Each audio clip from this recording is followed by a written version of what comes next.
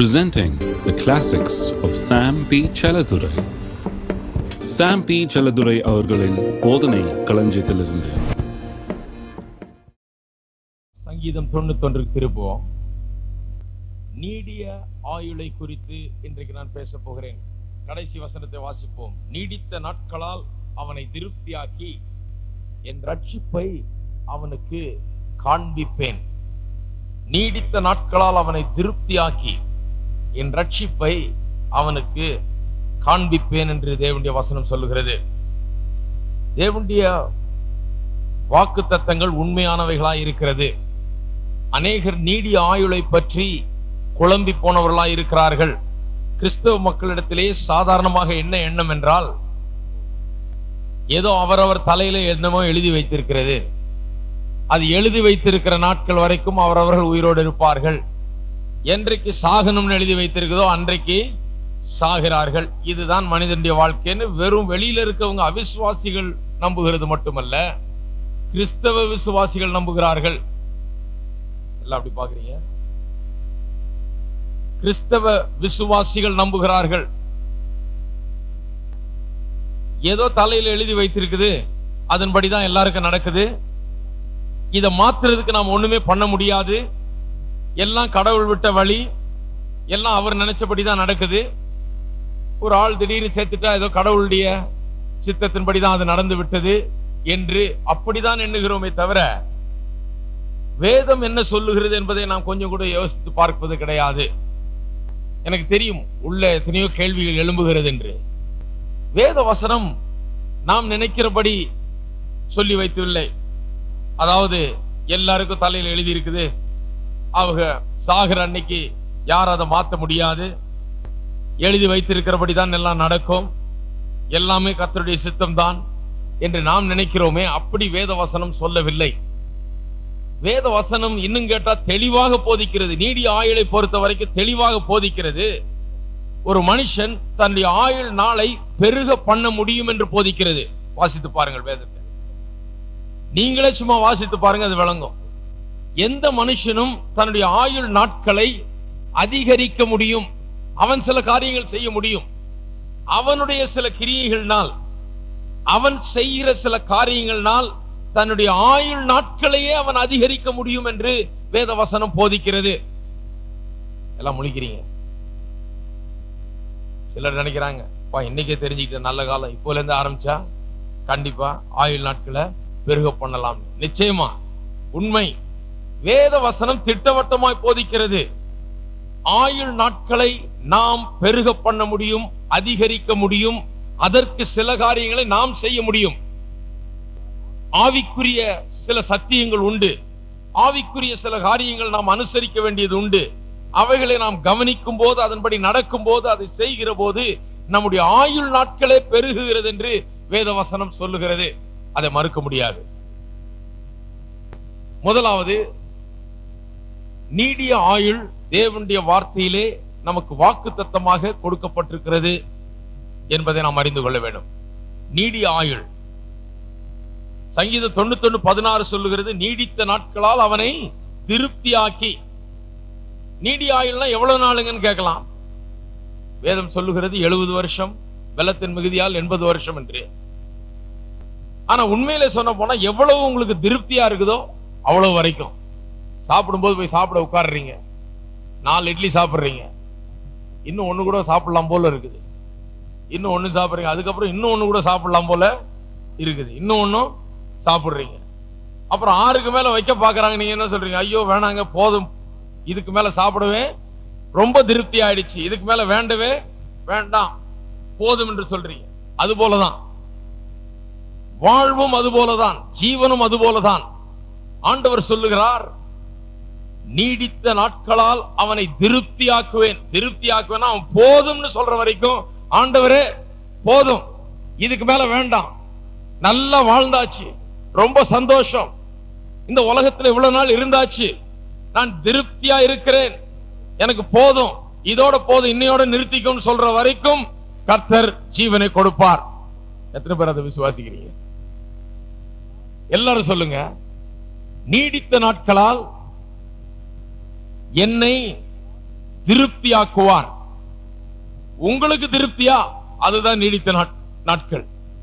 உங்களுக்கு சந்தோஷமா? உங்களுக்கு திருப்தியா? அதுதான் நீடித்த நாட்கள். நம்முடைய நாட்களை பெருக பண்ணவும் அதிகரிக்கவும் நம்முடைய கையில சில காரியங்கள் கொடுக்கப்பட்டிருக்கிறது என்று வேத வசனம் நமக்கு திட்டவட்டமாய் போதிக்கிறது. அதுக்கு முன்னால் இதை பார்ப்போம். தேவனுடைய வார்த்தையிலே நீடித்த நாட்கள் அல்லது நீடிய ஆயுள் வாக்குத்தத்தமாக கொடுக்கப்பட்டிருக்கிறது. யாத்திராகமம் 23ஆம் அதிகாரத்துக்கு திருப்புவோம். 26வது வசனம், 23, 26 கடைசி பகுதி, 26 இரண்டாம் பகுதி. உன் ஆயுசு நாட்களை பூரணப்படுத்துவேன். உன் ஆயுசு நாட்களை பூரணப்படுத்துவேன். அதுல ஒன்னும் குறைவு இருக்காது. அதை பூரணப்படுத்துவேன் என்று தேவன் சொல்லுகிறார். பழைய உடன்படிக்கையிலே இஸ்ரவேல் மக்களுக்கு அப்பேற்பட்ட ஒரு வாக்குத்தத்தம் கொடுக்கப்பட்டிருக்கிறது. சங்கீதம் 128 வாசிப்போம். சங்கீதம் 128, 6. பூரணப்படுத்துவேன்னா எவ்வளவு தூரங்க? அது எவ்வளவு நாள்? அது பூரணப்படுத்துறதுன்னா எத்தனை வருஷம் என்று கேட்கலாம். இங்கே ஒரு க்ளூ, ஒரு சின்ன ஒரு அடையாளம் இங்கே கொடுக்கப்பட்டிருக்கு. 128ஆம் சங்கீதம் 6ஆம் வசனம். நீ உன் பிள்ளைகளின் பிள்ளைகளையும் இஸ்ரவேலுக்கு உண்டாகும் சமாதானத்தையும் காண்பாய். சுருக்க சொல்ல போனா, நீ உன் பிள்ளைகளின் பிள்ளைகளை காண்பாய். எல்லாரும் சொல்லுங்க, நான் என் பிள்ளைகளின் பிள்ளைகளை காண்பேன். நீடித்த ஆயுள் எவ்வளவு நாள்? நமக்கு பிள்ளைகள் பிறந்து, அவர்களுக்கு திருமணமாகி, அவர்களுக்கு பிள்ளைகள் பிறந்து, அவர்களை நாம் காண்கிற வரைக்கும் அவ்வளவு நாட்கள் நீடித்த ஆயுசை கர்த்தர் நமக்கு கொடுத்து நம்மை திருப்தியாக்குவேன் என்று சொல்லுகிறார். நீ உன் பிள்ளைகளின் பிள்ளைகளை காண்பாய். அது கர்த்தரால் கொடுக்கப்படுகிற ஆசீர்வாதம் என்று வேதவசனம் திட்டவட்டமாய் போதிக்கிறது. நீடிய ஆயுள் கர்த்தரால் திட்டவட்டமாக விசுவாசி கொடுக்கப்படுகிற ஒரு பெரிய ஆசீர்வாதம். யோபுவின் புஸ்தகத்துக்கு திருப்போம். எல்லாருக்கும் யோபுவை பற்றி தான் கேள்வி. எதை எடுத்தாலும் யோபுவுக்கு என்னங்க ஆச்சு? அவர் பாடுபடலையா? அவர் கஷ்டப்படலையா? அவர் இப்படி இல்லையா? யோபு 5ஆம் அதிகாரத்துக்கு திருப்புவோம். 26வது வசனம். தானியம் ஏற்ற காலத்திலே அம்பாரத்தில் சேருகிறது போல முதிர் வயதிலே கல்லறையில் சேருவீர். என்ன நல்ல வசனம் பாருங்க. தானியம் ஏற்ற காலத்தில் அறுவடை செய்யப்பட்டு அது போய் சேர்க்கப்படுகிறது. அது போலவே நல்ல முதிர் வயதான பிறகு அதுக்கு ஒரு அறுவடை காலம் இருக்கிறது. நம் வாழ்ந்து முடித்து கல்லறைக்கு போய் சேருகிறோம், அதுக்கு ஒரு தனி அறுவடை காலம் இருக்கிறது. அது இப்போ இல்ல. அது நல்ல வாழ்ந்து முடித்து தானியம் ஏற்ற காலத்தில் அம்பாரத்தில் சேருகிறது போல முதிர் வயதிலே முதல்ல உன்னுடைய ஆயுள் நாட்களை பூரணப்படுத்துவேன், அப்புறம் பிள்ளைகளின் பிள்ளைகளை காண்பேன். இப்போ இன்னும் கொஞ்சம் தெளிவா சொல்றார்.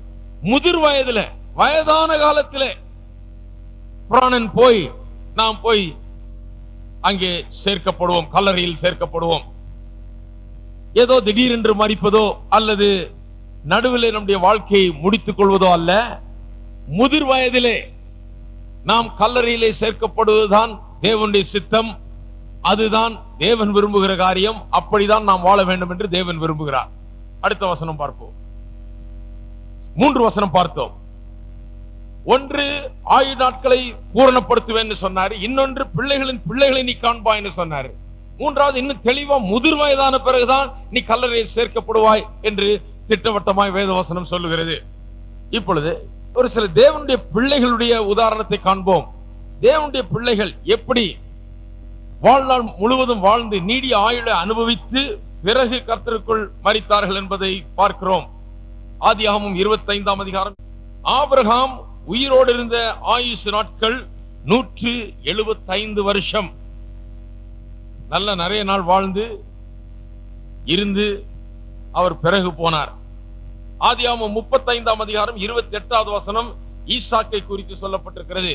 35:28 நல்ல வசனம். கவனிங்க. ஈசாக்கு விருத்தாப்பியமும் பூரண ஆயுசு உள்ளவனாகி 180 வருஷம் ஜீவித்திருந்து, ஈசாக்கும் தன்னுடைய தகப்பனை போலவே விருத்தாப்பியமும் பூரண ஆயுசுள்ளவனுமாகி 180 வயது வரை அவன் ஜீவித்திருந்தான். பிறகு பிராணன் போய் மரித்தான். நிறைய பேர் சொல்லுவாங்க, நடுவுல ஏதாவது வந்து மனுஷன் போறது தாங்க அது சகஜம் அது அப்படின்னுவாங்க.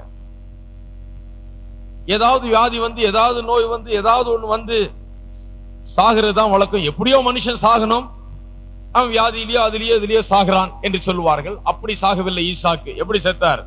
விருத்தாப்பியமும் பூரண ஆயுசும் உள்ளவனாகி 180 வருஷம் இருந்து பிறகு பிராணன் போச்சு, ஜீவன் அவனை விட்டு எடுக்கப்பட்டது, நிம்மதியாய் மரித்து போனான் என்று எழுதியிருக்கிறது. தாவீதை குறித்து வாசிக்கிறோம் 1 நாளாகமம் 29ஆம் அதிகாரம் 28வது வசனம். அவன் தீர்க்காயுசும் ஐஸ்வர்யமும் மகிமையும் உள்ளவனாய் நல்ல முதிர் வயதிலே மரணம் அடைந்த பின் அவனுடைய குமாரன் சாலமோன் அவன் ஸ்தானத்தில் அரசாண்டான். தீர்க்காயுசும் ஐஸ்வர்யமும் மகிமையும் உள்ளவனாய் நல்ல முதிர் வயதிலே மரணம் அடைந்த பின், அதுதான் கர்த்தருடைய சித்தம், அதைத்தான் கர்த்தர் விரும்புகிறார். யோபு 42, யோபுவின் கதையை பார்ப்போம். 16ஆம் வசனம், யோபு 42, 16, 17. இதற்கு பின்பு, எதற்கு பின்பு?